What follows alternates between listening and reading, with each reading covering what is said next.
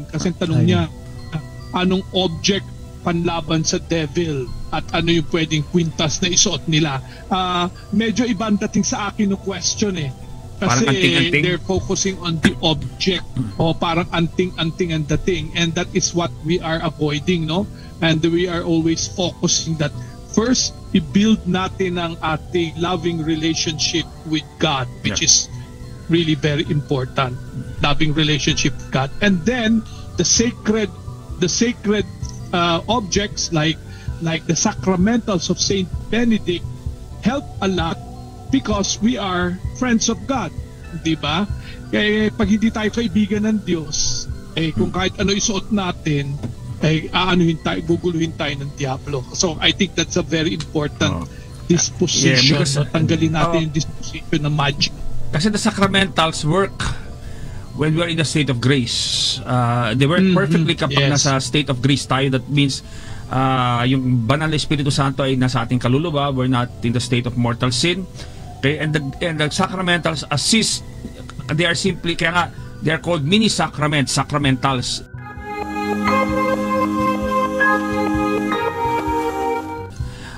They don't give grace, but ginagawa nila is pinoprotektahan ang grasya sa ating kaluluwa. So ibig sabihin that they help us in becoming holy. So they should not replace yung ating desire, yung ating pagpupunyagi para maging banal na tao. Okay? So more importantly is we live a good life and we use the sacramentals in order to support that life. And then doon nagiging mabisa ang mga sacramentals. Because alam natin yung mga sacramentals, yung tinatawag natin, they work ex opera operantis. That means kailangan ng pananampalataya ng isang tao, isang pananalig sa Diyos na meron siyang talagang matibay at malalim na relasyon sa Diyos. It is the Lord, it is not the sacramental that protects, it is God who protects us. Okay, so halimbawa you are wearing the sacramental of the scapular, then it is not the sacramental itself, it's Mama Mary watching over us. Okay, the sacramental of the for example yung ano ba ibang mga sacrament, the miraculous medal, these are signs that we belong to the Lord, and therefore the Lord protects us. Okay? Kaya nga dapat yung ating pananaw ng sacrament hindi yan anting-anting or mga agimat which work even though yung isang tao according, di ba, kaya magic ang tao dyan, kahit yung buhay mo ay makasalanan, sabi nila it protects you, okay? But this is not how sacramentals work, okay? So dapat malinaw po sa atin, very important po yung mga sacramentals against the devil, yung Saint Benedict's medal, okay? The protection of Mama Mary, we have the miraculous medal, the scapular, but importante yung una sa lahat yung ating tayo mismo ay kalugod-lugod sa mata ng Diyos. Okay? Maayos yung ating relasyon sa Kanya. At kung yun namang lalagyan mo ng sacramental, pag susuotin mo ng mga sacramentals, ay mga bata, like mga sanggol, father, no? Depende yon sa pananampalataya ng kaniyang mga magulang. Kasi nakakalungkot minsan, no? Kapag, di ba, naalala ko may mga, during magbabaptize, no? When I was in the parish, nasa Pasig pa ako, no? Assign pa ako sa parokya, no? Every other week 250 ang mga bibinyagan na bata, no? And we know that sometimes yung mga magulang, they put itong pulang pangontra, okay? So ito po ay this is another pamahiin po. This is not of God, okay? That means the thing that you're doing is you're saying that my child will be protected by a spirit that is not God, that is not of God. Kaya nga hindi yan po sacramental ng simbahan. Itong mga pangontra po na yan, na madalas nabibili sa Quiapo o ibang mga lugar. Kaya wag po kayong sasamaan loob kung ayaw i-bless ng pari itong mga ito. At hindi po binabless ng pari ang mga agimat, angting po yun. Mga anting-anting kasi these are abhorrent to the eyes of God. Okay. So the next question. Pwede din siya i-dikit, Father Joseph, Father Eugene, dun sa susunod na tanong. Yung next na question, 3198. Saan yun? Okay. From ating kapanalig 3198, sabi niya, tanong ko, may nakita daw pong anak ko habang bumababa sa hagdanan na wala naman ako nakikita. So ito yun, parang siguro may sensitivity yung bata. Ang question doon yung sinasabi ni Jing, no? Na minsan, madalas, ang mga magulang, sila mismo yung cause ng kung bakit ang bata may nakikita kasi may nilalagay ng mga pangontro, anting-anting. O palagi niladala sa ang mga albularyo, kaya nagiging bumubukas yung third eye ng bata, no? Nagiging kasi pag madalas niladala yung bata sa itong mga magtatawas, albularyo, whatever, no? Mga spiritista, then unti-unti habang dumadaming kumakapit ng mga spirito sa batang ito, unti-unti nagiging sensitibo yung bata sa mga evil spirits, no? So nagiging bukas yung third eye ang tawagan natin, no? Nagiging more psychic. And therefore, you have to check kung bakit kung yung bata bakit naging sensitive yung bata. Is it because palagi niadala ba siya sa mga occult practitioners? Okay?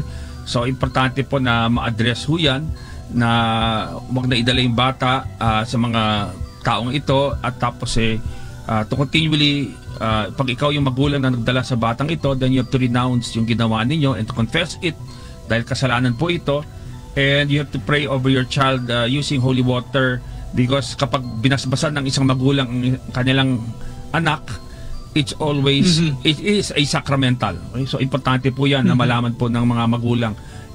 That part of their authority bilang mga magulang is that when they bless yung kanilang mga anak, ito po ay isang sacramental. With holy water at yung pray over lang, Lord, protect my child and deliver him from the evil one. Okay?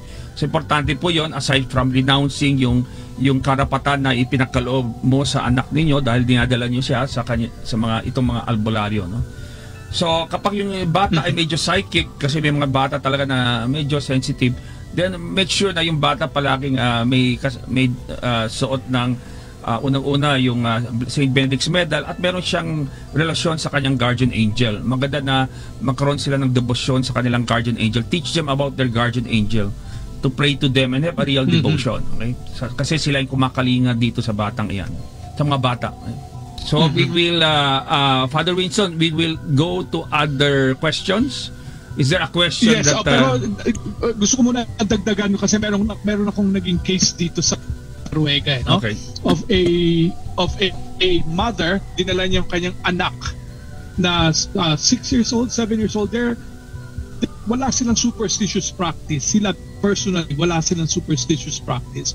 And they always test their son, their only son, every night. So alam nila yung dapat gawin, and they are friends with one of our priests here, Father Jeff Aitona, who used to assist us in the ministry sa UT when we were still assigned there. Ngayon, ito yung naging problema, nakakakita bigla yung bata, no? Hindi niya alam saan nakuha yun. So we explained the mother and the father, and we were asking kung meron sila occult practices. Sila as husband and wife, wala silang practices.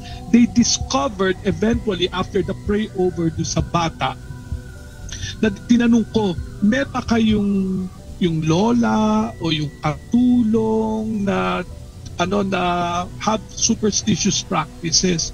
Na-realize na sabi nila yung katulong nila at saka yung lola, na every time na babatiin yung bata, nilalawayan yung bata. So they put saliva in the form, and then put it on the child in the form of cross, for the purpose of protection.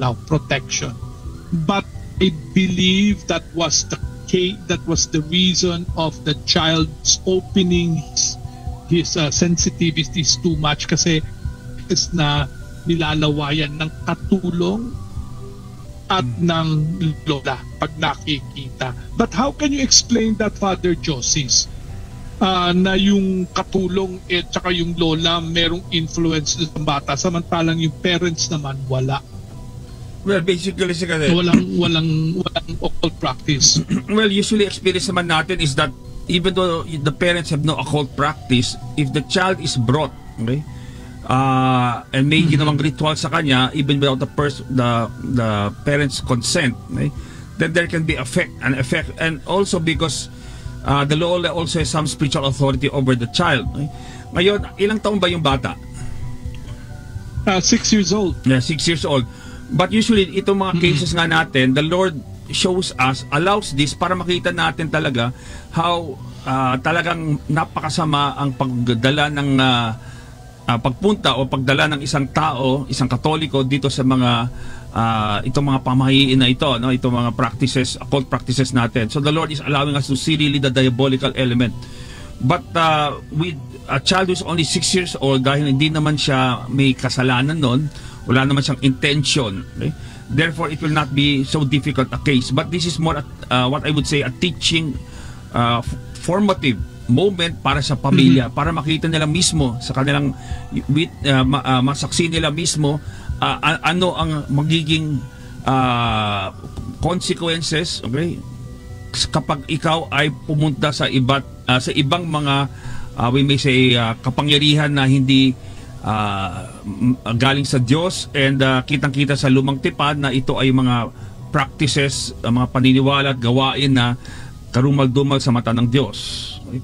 So the Lord is showing to us the reality of why they are very evil in the eyes of God, and why in the Old Testament kitang-kita that the Lord would punish, okay, itong mga talagang ang mga Israelita ay babagsak sa kanilang mga kalaban, yung sa iba't ibang mga bansa, no, like yung mga Babylon or we may say Egypt, kapag sila ay kumapit sa mga Diyos-Diyosan o mga puwersa o kapangyarihan na hindi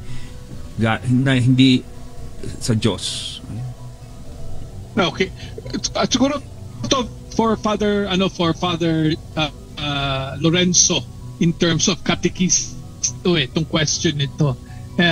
Father, bakit po first name lang patay ang sinasabi sa prayers, maraming magkapangalan? So, can you anong number yun? Answer that?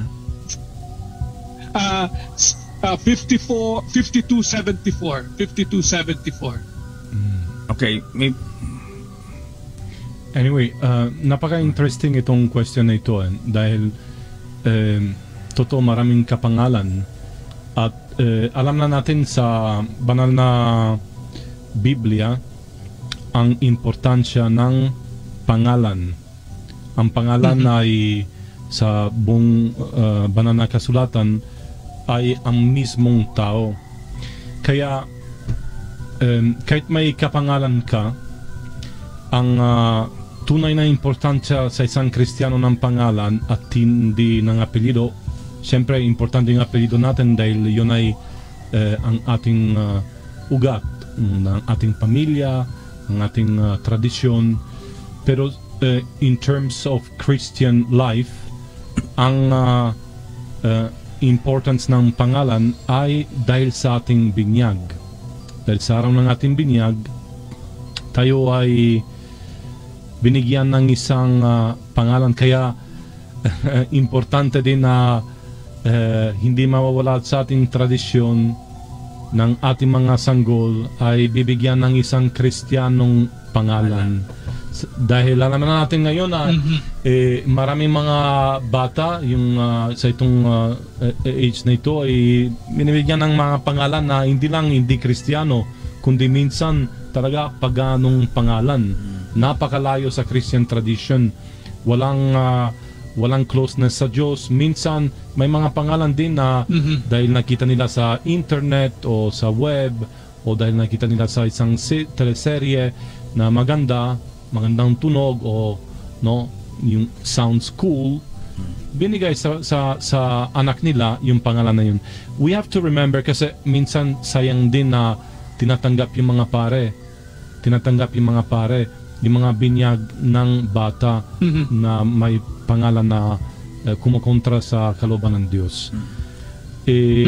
Mahalaga dahil ang tunay na importansya ng ating pangalan na halaga ay yung name na binigay sa araw ng binyag. Dahil sa araw na yun, sinasabi yung simbahan, nakasulat yung pangalan na yun, hindi lang sa rehistro ng ating simbahan, kundi sa aklat ng buhay. Meron tayong itong sa aklat ng pahayag ng Revelation, sinasabi na sa huling araw kung kailan tayo ay umaharap sa trono ng Diyos, bubuksan itong aklat ng buhay kung saan nakalagay ang buong buhay ng tao, at bilang hukom, God will judge us. Kaya yung pangalan ay ang mismong nature ng tao sa harap ng Diyos. So walang problema, mga kapatid, alam ng Diyos kung sino-sino tayo dahil bawat isa sa atin ay special sa harap ng Diyos. So there is no confusion of family names sa langit. Kaya nga kapag sabi maraming Jose, during the Mass, for Jose, God, alam ng maraming Jose doon, ang alam ng Panginoon kung sinong Jose tinutukoy natin. No? And sabi nga ni Father Lorenzo, yung binigay na pangalan during baptism, that is the baptismal name. Okay?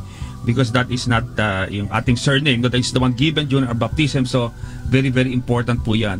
At sabi nga ni Saint Francis de Sales, sabi niya, you have to be very careful when you give yung mga pangalan sa isang, for example, anak ninyo, because it should be based sa pangalan ng isang santo. Why? Because kapag binigay mo yung pangalan ng isang santo, agad-agad yung santo ay namamagitan para sa batang iyan. Okay? So immediately the saint prays for the person, intercedes.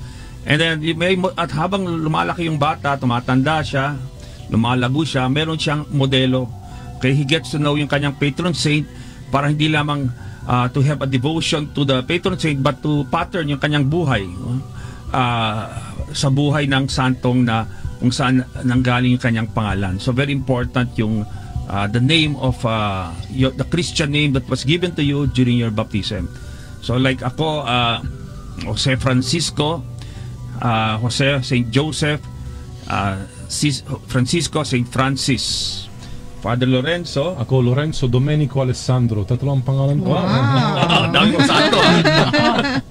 Daming santo po. So yung mga santo yun. No? Ikaw, Winston. Winston Ferdinand Roman. So yung Winston, wala pa. Pero Ferdinand is a saint. Diba? Saint Ferdinand. Oh, like my brother, Jose Fernando. Saint Ferdinand and Saint Roman. Yes. Oh, ito si Rowena. Si San Fernando at saka si San Roman. Ako ang biktima na. Si Rowena. Ikaw ang biktima naman. Si Rowena wala. Itong si Jing. Kaya kasi yung biktima siya ng yung iba kasi pinagsasama lang yung pangalan ng tatay at nanay. Cute, but it's not Christian. Okay? Now halimbawa wala, yung pangalan mo ay hindi galing sa isang santo, whatever, then important na at least yung bata habang tumatanda siya na magkaroon siya ng yung siya mismo mamili ng isang santo na yung kaya pakilala mo yung dapat he should read the Rites of the Saints para siya mismo pipili ng isang santo para mamagitan sa kanya at para magkaroon ng special devotion. Meron naman ako niyan, Father. At saka may devotion ako sa Pero malaki ka na, matanda ka na, hindi ka nung bata pa. No, Father, 10 years old pa lang ako. Meron pero pag sanggol, tapos binigyan ng pangalan ng isang santo, automatic yung... Yan po minsan pag nakita ko sa mismong binyag, nasarap ko yung mga magulang, may sanggol, tapos yung anong pangalan ng bibigay sa bata na ito, tapos kunyari malayo sa tradisyong Kristiyano, sabi ko, dagdagan natin naman kaya Maria. Siyempre, wala akong magawa sa kanila. Wala magawa sa akin kasi ako ang bibinyag sa kanila. Pag ayaw nyo, ayaw ko din. So may Maria lagi. Kahit, pag lalaki, Jose. Kaya maraming kaya tatlo yung pangalan mo, Father. Father Lorenzo. Sigurado. Para sigurado. Yung iba naman may mga meanings eh. Some names have meanings. Kasi kunyari si Uwa, yung kanya first name, palayo lang niya yung Uwa, iba yung mas maganda yung kanyang first name. Pero hindi niya ginagamit yung first tatlo name. Din yung pangalan ko, Father. Maria Aurora Carmen. Wow. Lahat mahal na ina. Our Lady Queen of the Dawn and Our Lady of Mount Carmel. So, Father, is maganda itong isang question. Yeah, isang question dito from our listener, Kapanalig 7500. Sabi niya, yung yung aking huling part lang, huling part ang mahalaga yan. Yung paano po kung positive naman po ang lyrics ng mga specific na metal songs? Kasi alam natin sa ating ministry na ang heavy metal is always contaminated. Meron siyang, it's not just the metal itself, but the state the person composing, di ba? Yung contamination is sometimes you get it from the state of the composer itself. So, question niya, paano lahat po ba ng heavy metal music ay contaminated ng satan, ganun? Tapos yung mga, ibig sabihin ba lahat ng classical music ay good music? So, ano yung sagot natin doon na pwede nating itulong sa kanila? Well, Gregorian, hindi naman classical yung sinabi ko. Gregorian music, no? That's church music. Of course, not all classical music is good. Depends upon anong magiging epekto sa damdamin ng isang tao, no? Because there are some music that you listen to later on, depressed ka na, lonely ka na, no? O galit ka, no? So, you have to check anong epekto sa puso mo, no? But in the experience of the church, all heavy metal and we may say death metal music, there's always a consecration sa isang spirito. Kaya kapag whoever listens to that music, automatically, if you're not protected at alam mo na there is that danger, then papasok through the ears. Okay? Remember, the devil can attach to certain faculties ng isang tao. Kaya nga halimbawa sa pornography, palaging nanonood ka ng pornography, doon the spirit can enter through the eyes and imprint itself in the imagination. So you have to understand that yung demonyo ay isang spirito, pero gumagamit rin siya ng mga mediums para kumapit sa isang tao, no? And therefore we have to be very careful and discerning, kasi even in the internet, yung mga use natin ng internet, there are certain sites doon na kapag binuksan mo pa lang, may kulam na lumalabas dyan. Okay? There are curses that are being sent to the person whoever opens that site. Okay? That's why we always have to dapat kalagin tayong protect na in the state of grace, at meron tayong mga sacramentals, palagi tayong protected sa mga and we don't go sa mga sites na alam natin na occult, or we may say yung talagang diabolical. Okay? Kasi may mga, just recently may case ako ng isang actually it was mentioned to me, no, naglaro na siya ng isang video game na demonic yung theme. Later may mga paranormal na siya na experience. Okay? My first case ng isang one of my first cases ng bagong exorcist ako almost 20 years ago, yung isang bata na naglaro ng video games lang, no, and the whole night. And in the morning, yun na, nakita na siya ng demonyo, hindi na siya makatulog, no? Haging na siya. Ilalagay na dapat siya sa mental ward. Kaya lang dinala ng father dito sa seminaryo sa San Carlos, and I did a pray over him, and the child was talagang umiiyak siya, no? Humihingi siya ng grasya sa Diyos para siya gumaling, okay? Para wala na siya makitang mga diabolical apparitions, no? And the next week, alin nila talagang psychiatric case na talaga to. Pero the next week, nalaman ko na nakabalik uli siya sa school. Okay? That means naging normal siya. So we have to be very very knowledgeable about how the devil can enter into our interior faculties. Okay? And attach there, like our emotions, our memory, our imagination. Kaya we have to be very careful. Okay, that's very good. At siguro, Ate Uwa, Ate Jing, yung next question masasagot ninyo. This is from our Panalig 1323 na tinatanong niya, accessible po ba ang exorcist priest ng Catholic Church, specifically sa Metro Manila? On call po ba sila? May bayad pa po? May bayad po ba sila? Father, ang gusto po nating ipahatid sa kanila na may mga proseso po tayong sinusunod sa ating tanggapan na exorcism ministry. Kasi po, unang-una, hindi po tayo nagpe-pray over na walk-in kayo dahil kailangan po kayong i-prepare ng ministry. Kasi unless possessed na. Unless emergency case, Father. Unless emergency case. Dahil po kung hindi po kayo prepared at ipipray over po kayo ng mga pare, most likely po magkakaroon ng retaliation kasi mayroon pa pong stronghold sa inyo ang masamang espiritu. So ipe-prepare po namin kayo sa kailangan po nating malaman kung ano po yung mga openings ninyo, at doon po tayo mag-focus para wala na pong balikan ang masamang espiritu. Pag pinray over po kayo at napalabas sila, hindi na po babalik ang mga espiritu na ito. So ang mga pari po natin, very busy po sila. Meron po tayong mga case officers, may mga volunteers po tayo, and we will interview you first po, and then ipe-prepare po kayo, and we journey with you. Hindi po ito katulad ng mga albularyo na pag pumunta po kayo doon, pray over kayo, dadasalan kayo, tapos na. Ito po, katulad po ng mga sinasabi po ng ating mga exorcist kanina, na ang goal po natin ay maibalik kayo at madumala ang mga hadlang sa pagbabalik loob ninyo sa Panginoon. Dahil ang hinihingi po ng Panginoon sa ministry na ito, dun po sa mga lumalapit, ay ang magbalik loob kayo sa Panginoon. At yung paggagaling doon sa mga albularyo, no, is only pansamantala lamang yan, no, because alam natin only Christ can expel evil spirits, no, that authority given to the church.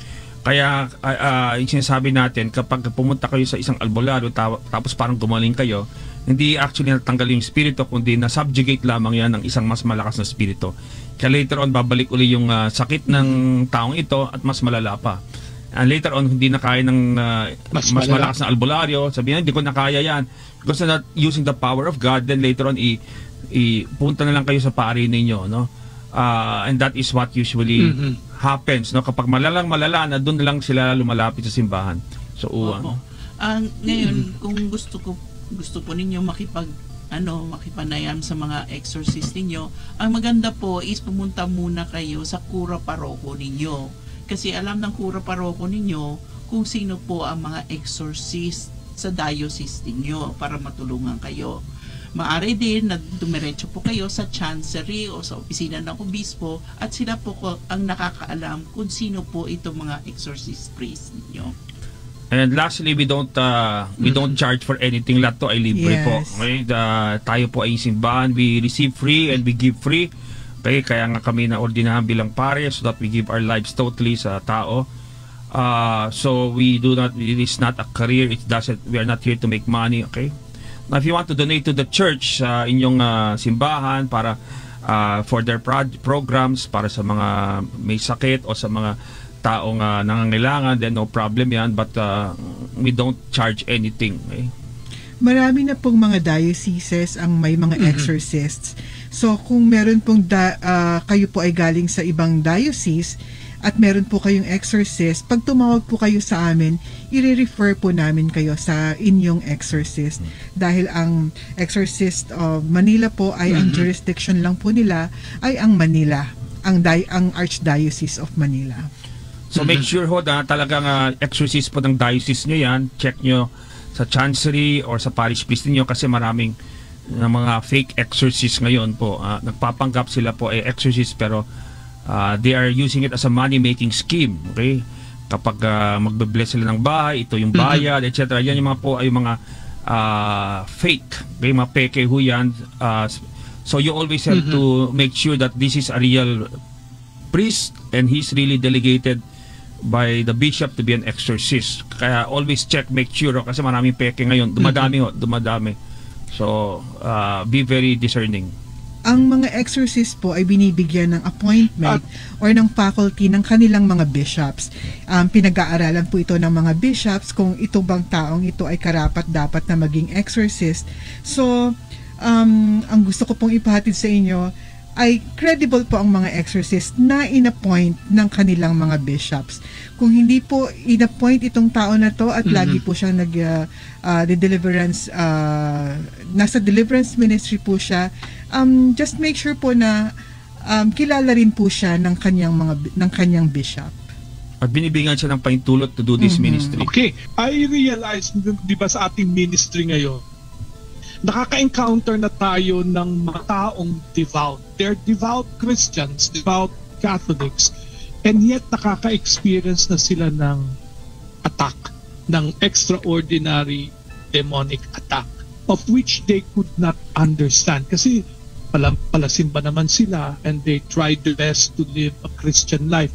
But suddenly, bakit sila nagkakaroon ng spiritual attacks na hindi nila maintindihan? Kasi oftentimes, di ba, ang understanding ng maraming tao pag inaatake ng diablo, yan yung mga yung mga malayo na sa Diyos. But recently we have been seeing cases na yung malapit sila sa Diyos at dasal, pero inaatake sila. So ngayon, ito yung sa ating programang Kristo Liwanag sa Diling, we also want to help them. We also want them to be enlightened on what they can do para maprotektahan ang sarili nila from this extraordinary attack. So hindi mawala is mabawasan yung atake sa kanila. So Father Joseph, anong opinion mo dyan? Yeah, I think because we have to understand na kapag umaatake ang demonyo, basta hindi lang basta-basta umaatake yan, yung tao madalas nagbubuksan ng mga pintuan sa buhay niya.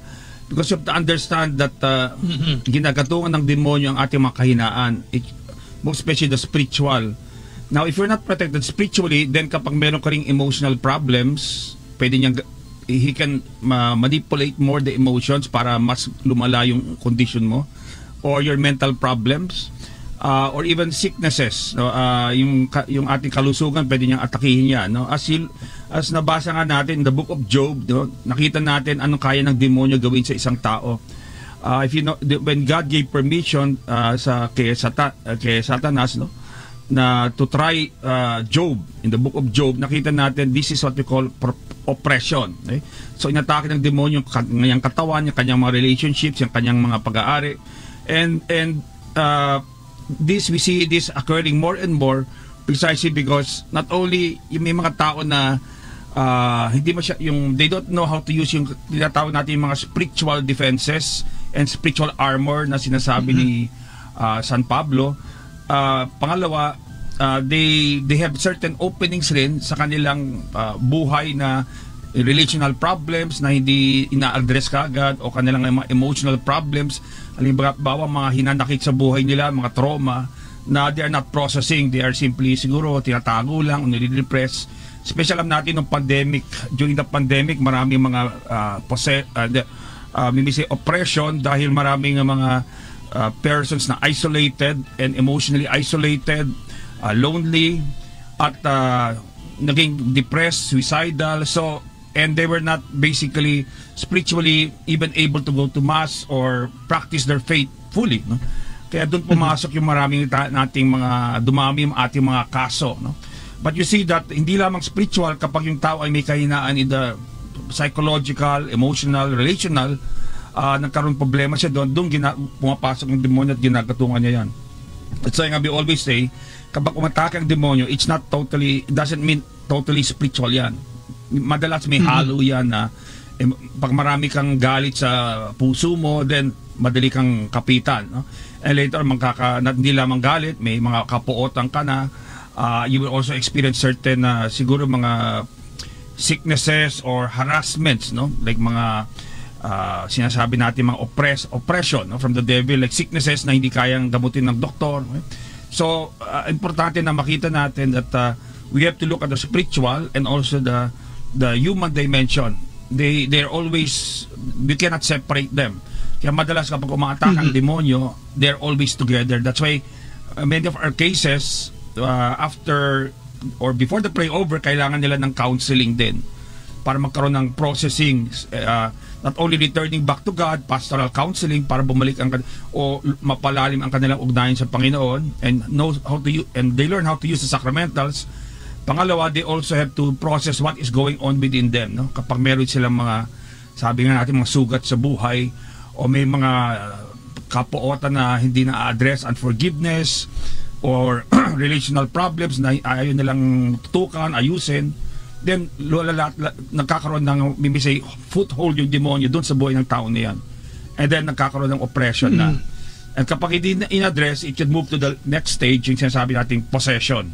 Especially pag yung tao may ibang openings na, halimbawa, deep into the occult, palagi nagpapa-albularyo, o palagi nagpapatawas para gumaling siya, no?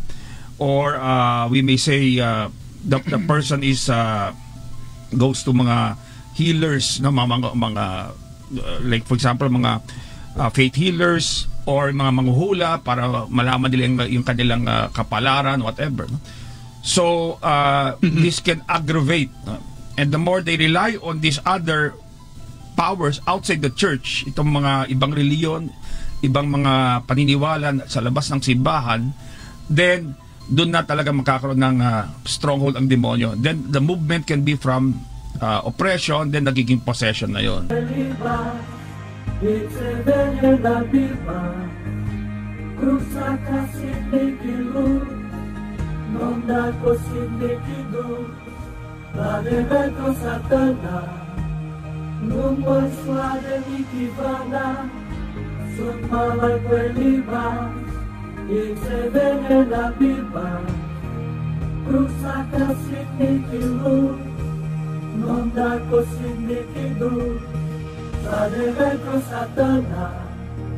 Nung persuade mi kivana, sun mga kweliba, itse venena biba.